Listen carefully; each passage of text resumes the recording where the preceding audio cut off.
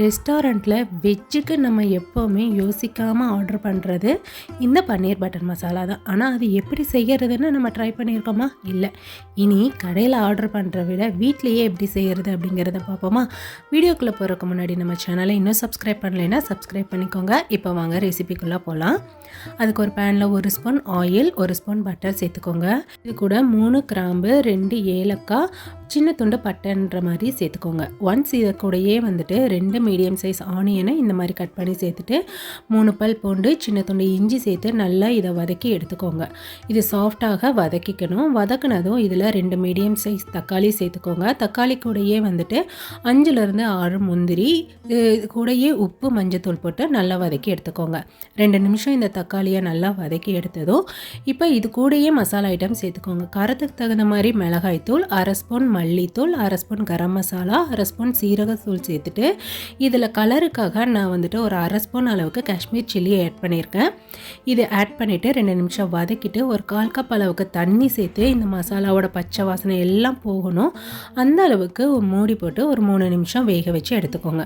இந்த மாதிரி நல்லா வதங்கி வந்ததும் இதை ஆற வச்சு நல்லா பேஸ்ட்டாக அரைச்சி எடுத்துக்கோங்க.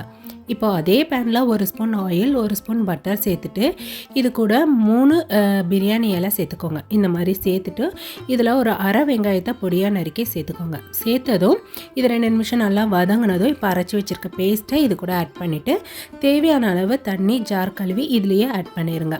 இப்போ தேவையான அளவு உப்பு சேர்த்துட்டு இதை ஒரு 5 நிமிஷம் நல்லா கொதிக்க வச்சு எடுத்துக்கோங்க. திக்கான கிரேவி கன்சிஸ்டன்சி வரணும். லிட்டு போட்டு நல்லா வேக வச்சு எடுத்துக்கோங்க. இந்த மாதிரி நல்லா திக்காகி வந்ததும் இப்போ இதில் டேஸ்ட்டுக்காக நான் 1 ஸ்பூன் அளவுக்கு சுகர் சேர்த்துருக்குறேன். இது இந்த கிரேவியோட டேஸ்ட்டே நல்லா என்ஹான்ஸ் பண்ணி கொடுக்கும். இந்த மாதிரி நல்லா திக்கான கிரேவி வந்ததும் இதுக்கு மேலே நம்ம கட் பண்ணி வச்சுருக்கிற பன்னீர் இது கூட சேர்த்துக்கோங்க. நான் ஒரு 200 கிராம்ன்ற மாதிரி சேர்த்துருக்கேன். பன்னீர் ஆட் பண்ணி ஒரு 2 நிமிஷம் இருந்தால் போதும். நல்லா திக்கானதும் ஃபைனலாக இதில் 1 ஸ்பூன்லேருந்து 2 ஸ்பூன் அளவுக்கு ஃப்ரெஷ் க்ரீம், கஸ்தூரி மேத்தி இதெல்லாம் சேர்த்து நல்லா கலந்து விட்டுட்டிங்கன்னா ரெஸ்டாரண்ட் ஸ்டைல் பன்னீர் பட்டர் மசாலா சூப்பராக வீட்டிலே ரெடி ஆயிரும். இது நானுக்கு மட்டும் கிடையாது, இது சப்பாத்தி, நம்ம செய்கிற தேங்காய் பால் சாதத்துக்கு கூட ரொம்ப அட்டகாசமாக இருக்கும். இதை ட்ரை பண்ணி பார்த்துட்டு எப்படி இருக்குது அப்படிங்கிறத சொல்லுங்கள். இந்த மாதிரி சிம்பிள் அண்ட் ஈஸி ரெசிபிக்கு மறக்காமல் நம்ம சேனலை சப்ஸ்கிரைப் பண்ணிக்கோங்க, லைக் பண்ணுங்கள், ஷேர் பண்ணுங்கள். தேங்க்யூ.